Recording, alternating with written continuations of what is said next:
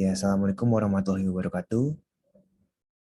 Sebelumnya kami mengucapkan terima kasih kepada Pak Jumarma dan juga Bu Adisti yang telah memberikan tugas ini, karena dengan uh, pemberian tugas ini kami bisa belajar tentang akuntansi transaksi dalam mata uang asing.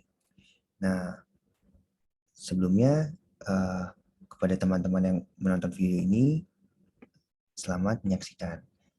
Saya Muhammad Zindi Buhori dan juga Muhammad Giovanni akan mempresentasikan tentang akuntansi transaksi dalam mata uang asing, yaitu yang diatur oleh PSAK 10 revisi 2010. Selanjutnya, dalam PSAK 10 ini, itu mengatur tentang aktivitas entitas yang menyangkut valuta asing. Jadi kapan entitas terkait atau terpapar valuta asing? Itu ketika entitas ini menggunakan mata uang asing. Mata uang asing itu apa? Mata uang asing adalah mata uang selain uang fungsional dia, mata uang fungsional dia.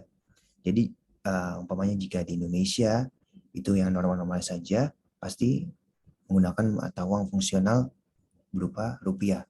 Akan tetapi jika dia bertransaksi oleh mata uang asing itu, maka itu akan menghasilkan aktivitas entitas menyangkut valuta asing yang diatur oleh PSAK 10. Nah, akan tapi jika tidak ada masalah dengan transaksi dalam mata uang asing ini, bisa saja dilihat dari kegiatan usaha di luar negeri. Nah, kegiatan usaha di luar negeri ini mencakup Indonesia, misalkan mempunyai pusat uh, di Indonesia, akan tapi mempunyai cabang di luar negeri. Nah, selanjutnya ada juga dari laporan keuangan dalam mata uang asing. Kita melihat mata uang laporan keuangannya itu sehari-hari, misalkan dengan rupiah, dan juga pada saat laporannya juga dengan rupiah. Akan tapi bisa saja jika sehari-harinya rupiah, laporan keuangannya itu memakai dolar. Ada juga perusahaan yang seperti itu. Nah, itu akan diatur oleh PSAK 10. Nah, selanjutnya kita harus tahu apa itu mata uang fungsional. Jadi mata uang fungsional ini adalah mata uang pada lingkungan ekonomi utama di mana suatu entitas beroperasi. Nah, lingkungan tersebut mencakup lingkungan ekonomi utama di mana suatu entitas beroperasi dan juga lingkungan di mana suatu entitas tersebut utamanya menghasilkan dan mengeluarkan kas. Dan juga lingkungan di mana sebuah entitas mencerminkan transaksi, kejadian, dan kondisi yang relevan. Selanjutnya, untuk mengetahui, untuk menentukan mata uang fungsional dalam sebuah perusahaan, kita ada 3 level. Nah, level yang pertama ini kita melihat perusahaan itu biasanya gaji karyawan itu pakai mata uang apa. Biasanya perusahaan itu membeli inventory dan juga menjual inventory itu pakai mata uang apa. Dan juga serta membeli barang atau jasa itu juga biasanya pakai mata uang apa. Nah, di sini kita melihat juga dari sisi perundang-undangannya, yang mana yang paling besar di suatu negara tersebut, mata uangnya. Dan juga jika misalkan tahap level 1 ini belum bisa ditentukan mata uang fungsionalnya, maka kita pindah ke level yang kedua. Nah, level yang kedua ini kita melihat dari pendanaannya. Nah, selama ini perusahaan meminjam uang itu pakai mata uang apa, bayar hutang pakai mata uang apa, dan juga jual barang yang dibayarkan oleh pelanggan itu pakai mata uang apa. Nah, akan tapi jika pada level 2 ini juga belum bisa ditentukan, maka kita beralih ke level 3. Nah, dari level 3 ini kita melihat biasanya apakah di luar negeri itu perusahaan mempunyai kegiatan usaha. Nah, kita melihat dari karakteristik aktivitas dari kegiatan usaha luar negeri yang dilaksanakan, dan juga dari faktor tinggi rendahnya proporsi kegiatan usaha di luar negeri. dan juga pengaruh secara langsung arus kas dari kegiatan usaha luar negeri, dan juga kemampuan arus kas dari foreign entity untuk menyokong kewajiban entitas pelapor. Jadi umpamanya misalkan ada sebuah perusahaan di Indonesia yang mempunyai cabangnya itu di Malaysia. Nah, walaupun dia cabang, akan tapi jika dia memiliki kontribusi yang besar untuk sebuah perusahaan tersebut, bisa saja mata uang fungsionalnya itu menjadi ringgit. Itu bisa saja. Nah, selanjutnya, jika ketiga level tersebut tidak bisa ditentukan mata uang fungsionalnya, itu akan mau nggak mau adjusting. Nah, jadi kita menyerahkan pertimbangan ini kepada manajemen untuk menentukan mata uang fungsional yang mana, dan juga yang nantinya akan menggambarkan transaksi, kejadian, dan kondisi yang mendasar, dan juga prioritasnya itu sebenarnya ada di indikator yang pertama, yang sebelumnya. Lalu mempertimbangkan indikator yang kedua dan juga ketiga yang tadi. Nah, akan tapi kuncinya itu sekali sudah ditentukan itu jangan dirubah-ubah, karena nanti akan dianggap tidak konsisten. Nah, selanjutnya kita akan melihat melihat tentang post moneter, apa itu post moneter dan juga apa itu post non moneter. Jadi intinya pada post moneter ini itu adalah antara tanggal transaksi dan waktu pelaporan keuangan maupun waktu kita bayar itu tidak berubah. Nah, post moneter ini mencakup seperti accounts payable, accounts receivable, cash. Nah, seperti itu. Nah, kuncinya kita harus memahami tentang post moneter dan juga nanti ada post non moneter itu untuk melihat kurs transaksinya, karena perilakunya beda antara post moneter dan juga post non moneter. Nah, selanjutnya ini ada post moneter yang tadi sudah saya sebutkan. Bedanya dari post moneter non moneter ini, dia tidak ada hak untuk menerima kewajiban untuk menyerahkan suatu jumlah unit mata uang yang tetap atau dapat ditentukan. Post moneter ini mencakup seperti intangible asset, inventory, PPE, uang muka untuk barang dan jasa, aset tetap, dan juga goodwill. Nah, contohnya tuh seperti misalkan saya membeli inventory secara kredit, itu jurnalnya kan ada inventory to accounts payable. Nah, per tanggal 31 Desember itu misalkan tidak terjual. Nah, maka untuk memakai kurs yang berbeda tadi antara moneter dan juga post moneter itu berbeda. Tadi inventory itu ada di kurs post moneter, post non moneter, dan juga accounts payable ada di kurs post moneter. Jadi nanti perlakuannya beda. Nah, selanjutnya akan dijelaskan oleh teman saya, Geo. Kepada Geo dipersilahkan.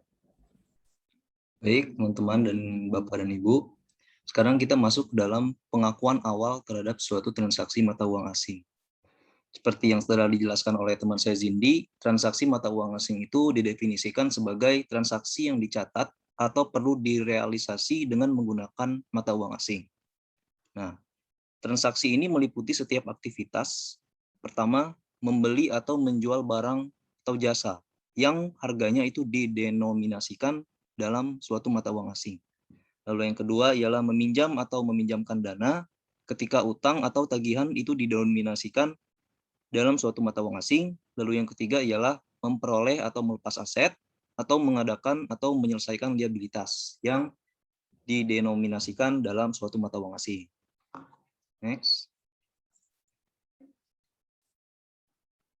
Bagaimana caranya kita untuk melakukan pengakuan awal terhadap transaksi mata uang asing?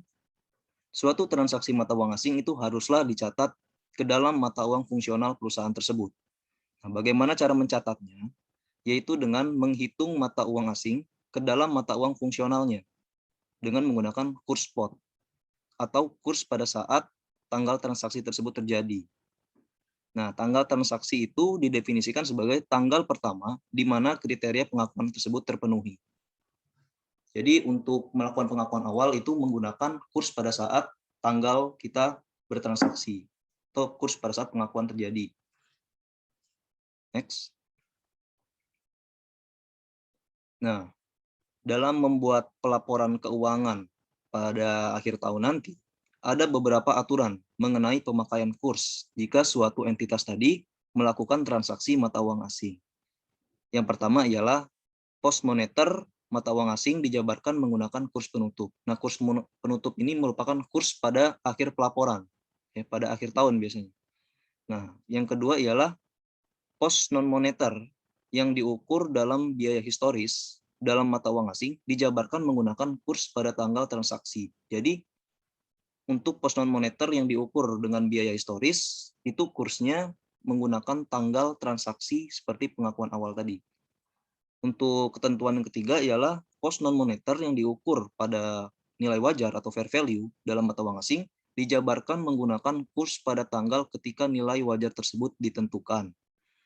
Untuk yang keempat, terkhusus inventory, ialah apabila jumlah tercatat beberapa pos ditentukan dengan membandingkan dua jumlah atau lebih. Dalam mata uang asing dijabarkan menggunakan kurs saat NRV ditentukan. Nah, poin keempat ini dengan syarat jika inventory tersebut memiliki nilai NRV di bawah cost. Next. Bagaimanakah cara kita dalam menyikapi pengakuan selisih nilai tukar menurut PSAK 10? Nah, menurut PSAK 10 sendiri, selisih kurs yang timbul pada penyelesaian post moneter atau pada proses penjabaran cost moneter pada kurs yang berbeda dari kurs pada saat post moneter tersebut dijabarkan pada pengakuan awal, itu baik gain atau loss masuk ke dalam income statement.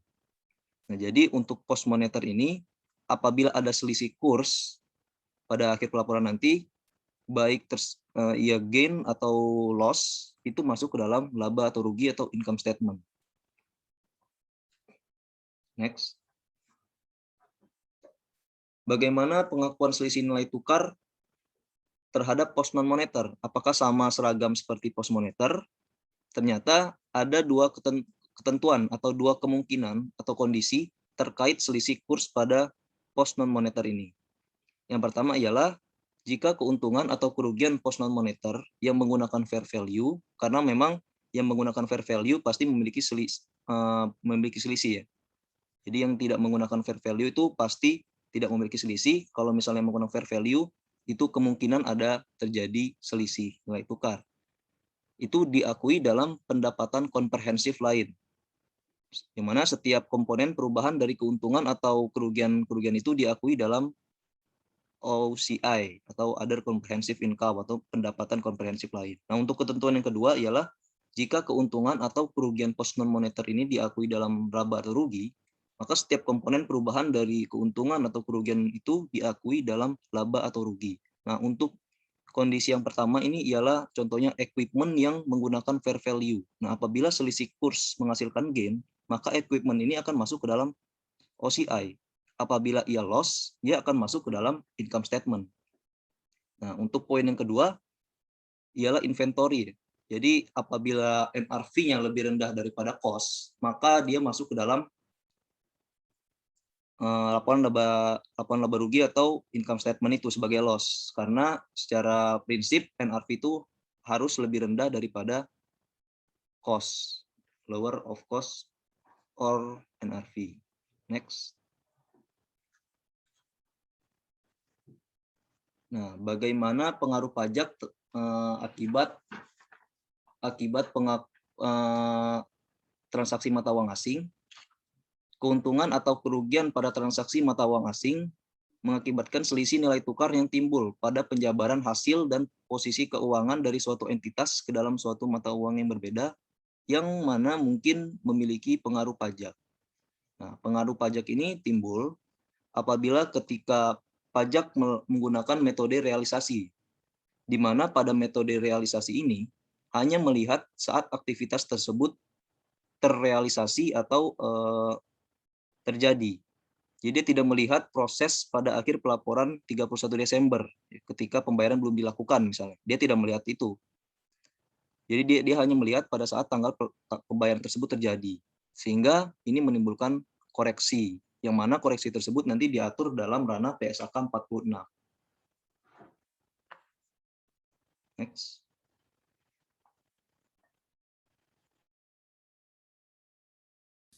Oke, selanjutnya ini ada contoh soal, ada 6 soal, dan ini adalah soal yang pertama.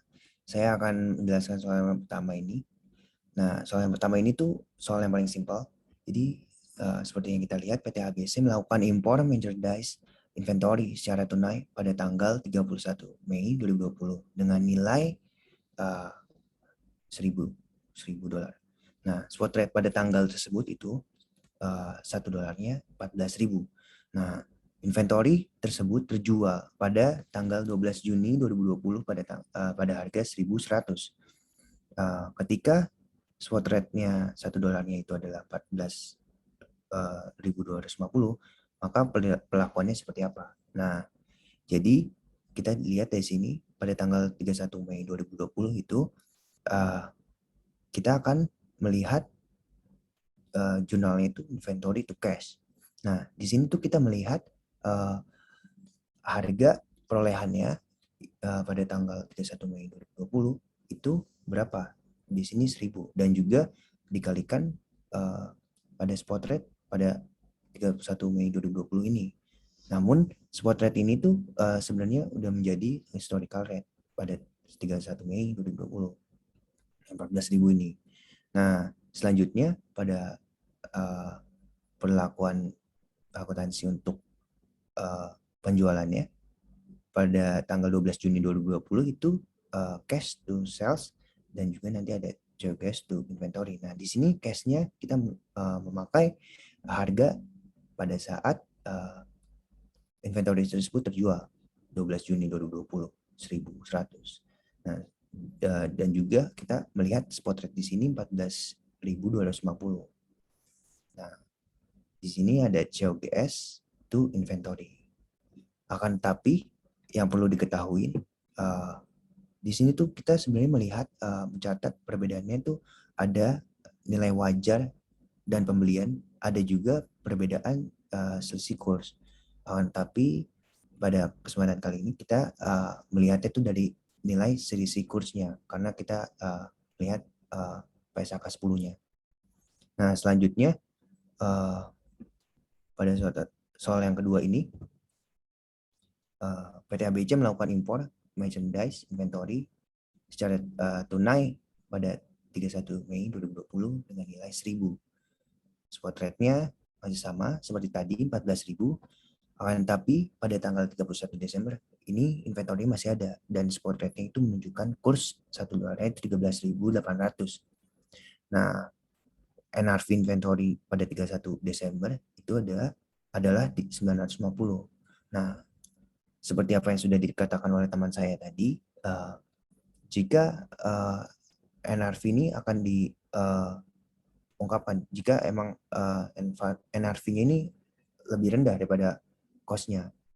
Nah, di sini kita lihat perlakuannya pada 31 Mei 2020 kita mencatatnya sebagai inventory 1.000 dikali 14.000. Masih biasa seperti tadi 14 juta. Tapi pada tanggal 31 Desember 2020 itu kita melihat dari harga NRV dikali spot rate pada tanggal 31 Desember 2020 yaitu 13.800. Nah, dengan melihat perbandingan harga ini, kita melihatnya loss di sini. Loss 890.000 yang akan nantinya tercatat di income statement. Nah, jadi menurut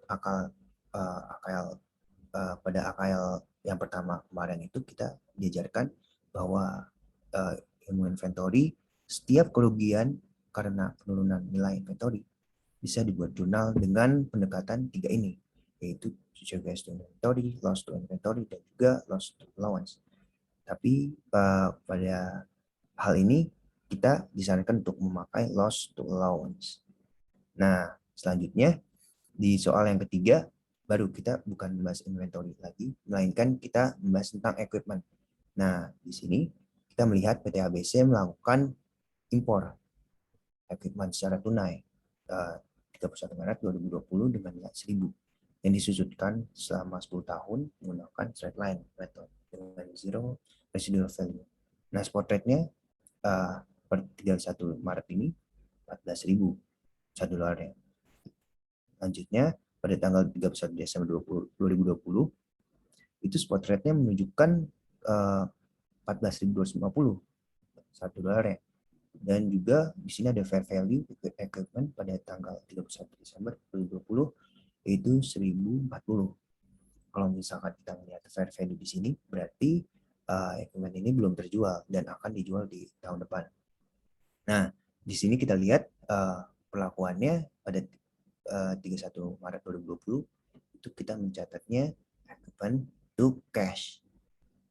Nah, di sini equipment di sini kita melihatnya tuh dari harga perolehan pada 31 Desember dan juga spot rate yang sudah menjadi historical rate pada 31 Desember ini, yaitu 14.000.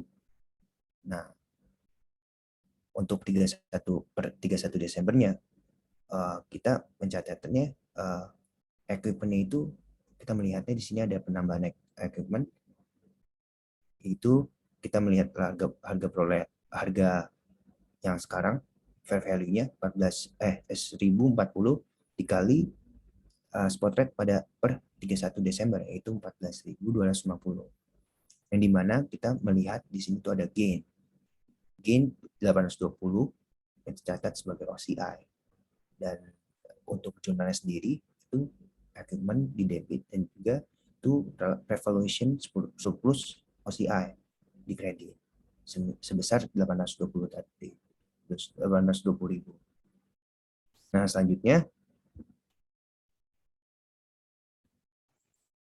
Selanjutnya kita masuk ke dalam soal nomor 4. Soal nomor 4 ini membahas mengenai pelaporan pada akhir periode. Perusahaan melaporkan impor persediaan secara kredit pada tanggal 19 April 2020 dengan nilai $1.000. Spot rate pada tanggal 19 April tersebut ialah 15.500. Menurut perjanjian, transaksi tersebut akan dilunasi pada tahun berikutnya, yaitu pada tanggal 18 April tahun 2021. Nah, NRV persediaan pada tanggal laporan adalah $975. Current rate pada tanggal laporan keuangan atau per 31 Desember ialah 16.000. Nah, kita bisa melihat perbandingan penghitungan inventory apabila menggunakan historical cost dengan NRV ya. Karena kebetulan NRV-nya di bawah 1.000, di bawah cost, maka kita bisa menghitungnya dengan menggunakan NRV. Sebagai informasi juga, saya menambahkan perhitungan melalui historical cost sebagai perbandingan. Nah, apabila kita menggunakan historical cost, maka kita menggunakan nilai pada saat kurs tersebut pada saat pengakuan awal, ya, seperti pengakuan awal tadi, 15.500 dikali 1.000, 15.500. Jadi sama seperti dengan 19 April 2020, seperti pengakuan awal, merchandise inventory atau account payable. Nah, apabila mentranslasikan inventory menggunakan NRV, menggunakan nilai NRV, maka kita menggunakan kurs pada saat NRV tersebut ditentukan, yaitu pada 31 Desember. Jadi kita mentransaksikannya 975 dengan 16.000, maka dihasilkanlah 15.600.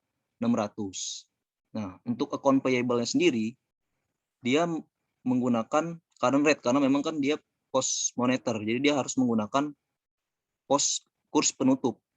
Post moneter kan selalu menggunakan kurs penutup dalam penulisannya, dalam pentranslasiannya. Jadi kita transaksikan 1.000 dengan 16.500, maka dihasilkan 16 juta. Nah, akan tetapi setelah dirupiahkan, ternyata cost masih lebih rendah daripada metode NRV.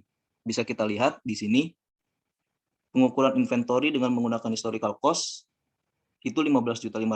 Sedangkan inventory menggunakan NRV itu 15.600, di mana ada selisih 100.000 lebih NRV.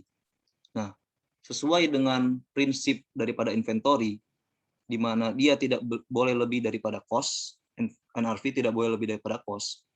Berarti dalam ini kita tidak bisa menyajikan inventory dengan NRV, melainkan kita harus menyajikannya dengan cost. Walaupun kasus ini jarang terjadi.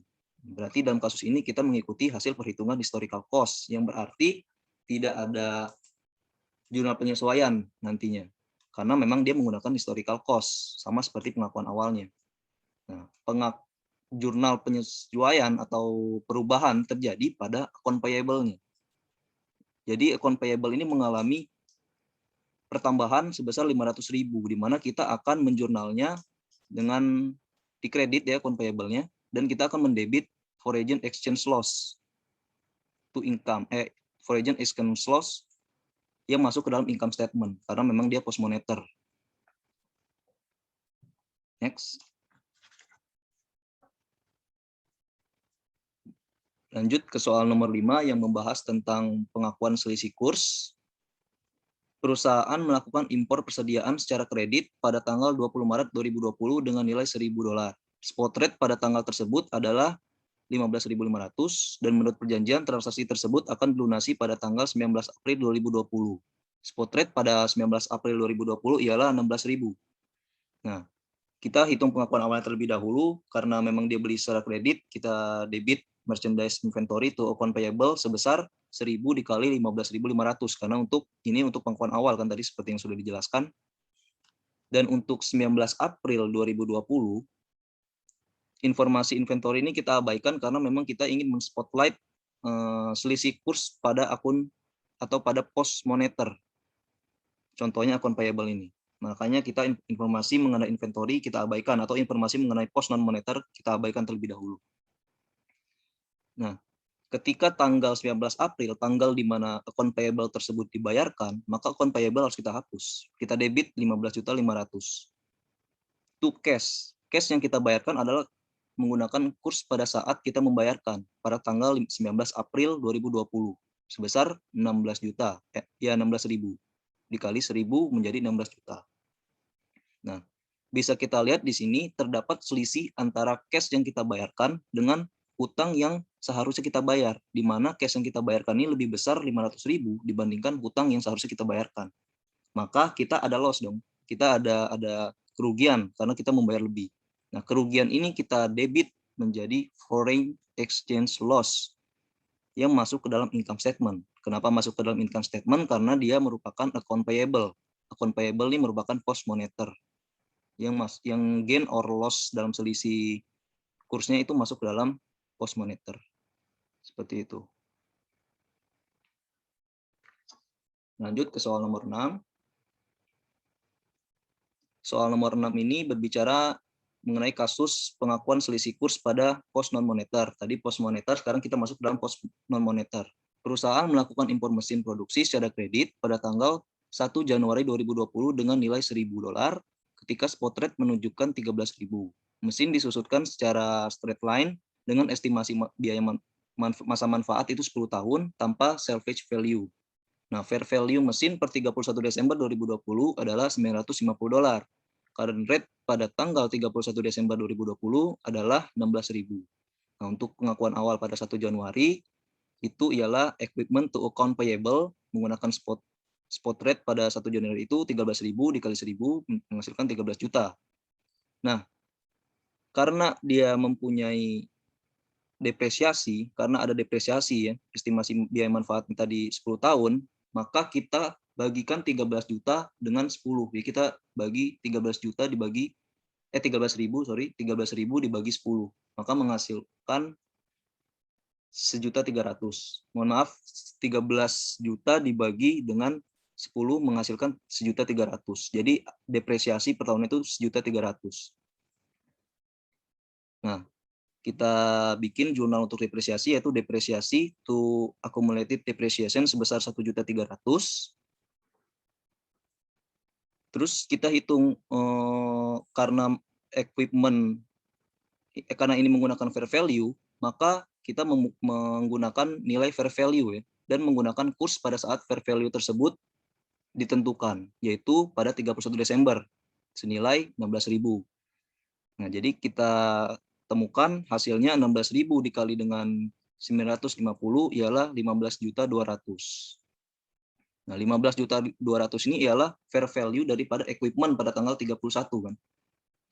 Ada selisih dengan equipment pada tanggal 1 Januari, di mana equipment bertambah 2.200.000 karena ada selisih kurs ini. Maka kita catat pertambahan equipment sebesar 2.200.000. Nah, karena kita sedang membahas mengenai PPE yang menggunakan fair value method dalam transaksi mata uang asing ini, maka sesuai dengan prinsipnya, akumulasi depresiasi ini harus kita tutup atau kita habiskan atau kita nolkan. Maka di sini kita mendebit accumulated depreciation sebesar 1.300.000 untuk menutup 1.300.000 di kredit ini. Lalu untuk menentukan apakah pada akhirnya equipment ini gain or loss, ya, gain or loss dalam selisih nilai tukarnya, maka kita selisihkan fair value dengan book value yang telah dikurangi depresiasi.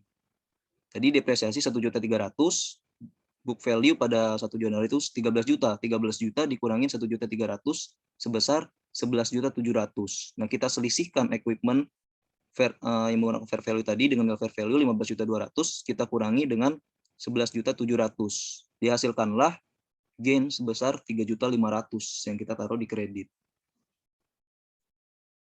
Dan dalam penyajiannya, equipment foreign exchange gain ini akan masuk ke dalam, mohon maaf, yang equipment ini akan masuk ke OSI karena equipment jika naik itu masuk ke dalam other comprehensive income. Jika turun dia masuk ke dalam income statement kan sesuai dengan prinsip.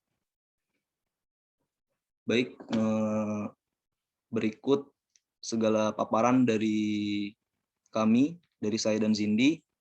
Mohon maaf kepada Bapak dan Ibu dengan teman-teman semuanya. Apabila dalam penyampaiannya masih banyak kekurangan, kami mohon maaf yang sebesar-besarnya. Terima kasih. Wassalamualaikum warahmatullahi wabarakatuh.